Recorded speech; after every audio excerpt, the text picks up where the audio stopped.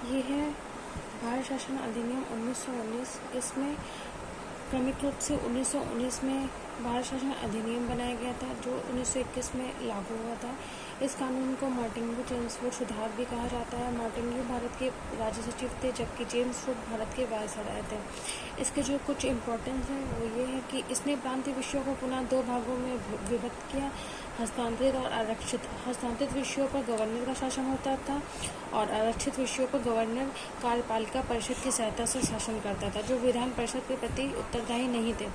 इस शासन की में दोहरी व्यवस्था को द्वैध शासन व्यवस्था कहा गया। इस अधिनियम ने पहली बार देश में द्विसदनीय व्यवस्था और प्रत्यक्ष निर्वाचन की व्यवस्था आरंभ की।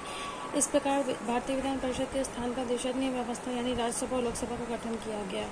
इसके अनुसार वायसराय की कार्यकारी परिषद के 6 सदस्यों में से कमांडर इन चीफ को छोड़कर 3 सदस्यों का भारतीय होना आवश्यक था।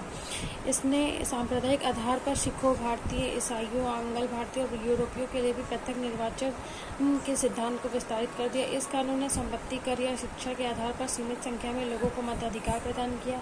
इस कानून ने लंदन में भारत के उच्चायुक्त के कार्यालय का सृजन किया और अब तक भारत सचिव द्वारा किए जा रहे कुछ कार्यों को उच्चायुक्त को स्थानांतरित किया गया।